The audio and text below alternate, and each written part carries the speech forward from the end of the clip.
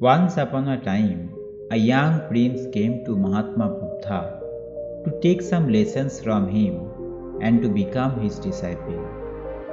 The next day, Mahatma Buddha sent that prince to take some alms from a female monk. When he was going on the way, he thought that whatever I liked very much, from now on, I will not get to eat it. Whatever dry draft is found from now on, I have to live in it. But when he went to the female monk's house, he saw that the food which he liked the most was served on his plate. He was very surprised, but then he thought that it must be a coincidence that whatever I like, the same thing may be made in this house today. While eating, he remembered that after this daily meal, he used to rest for 2 hours in the palace. But today, he will have to return to Buddha under this hot sun. But then the lady monk suddenly said, I will be very happy if you take some rest after your meal.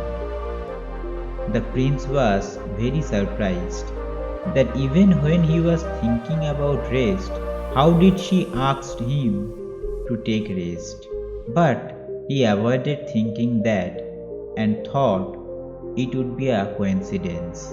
When the thought of relaxation came to his mind, at the same time, maybe it came to her mind that he is a beggar.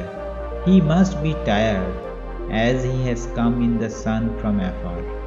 It would be good if he takes some rest after the meal. The lady laid the mat and the prince lays down on it. While lying down, he realized that after leaving the palace, no one has a hand on his head. Now, the sky is the roof and the ground is the only bed. The prince was thinking about that. Then only the lady monk who was going back after laying the mat stopped and said, Why do you think so? There is no greater shadow than Mahatma Buddha.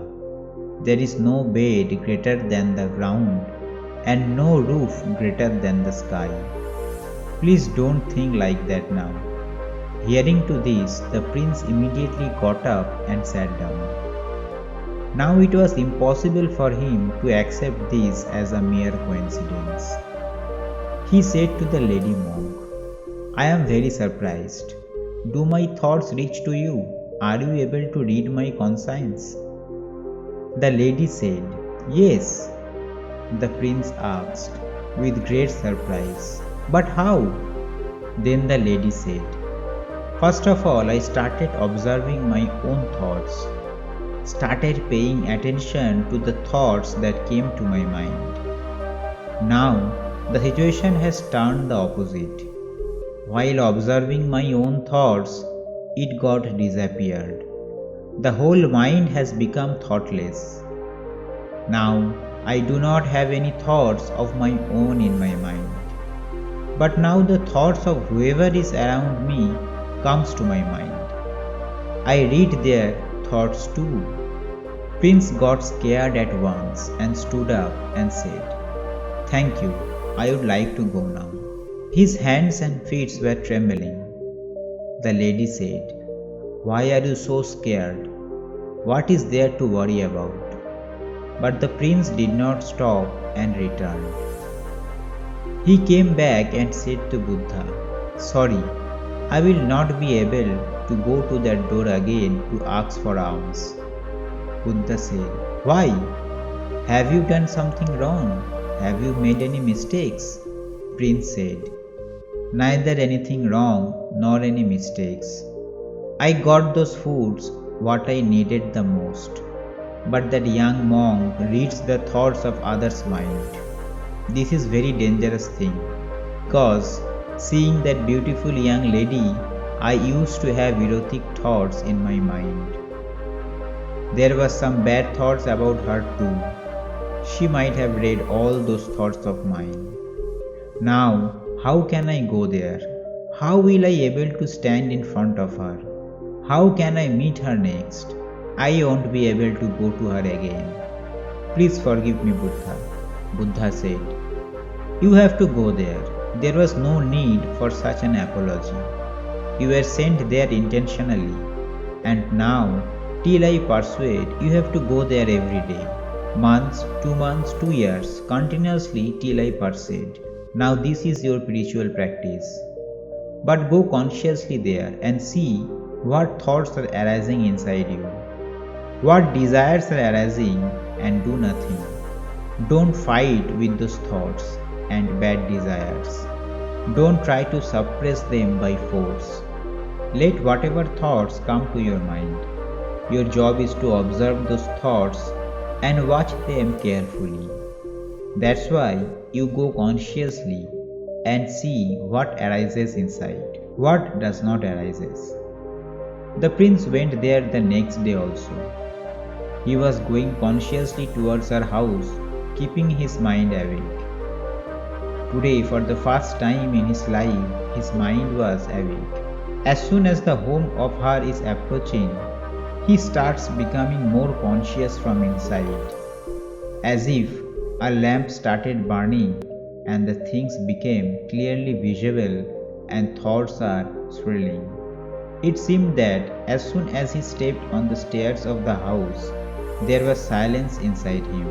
Even if he lifts his leg, he realizes it. Even if a single breath goes in or goes out, he too is aware of it. He can see even the slightest vibration of thoughts inside the mind or any waves of lust.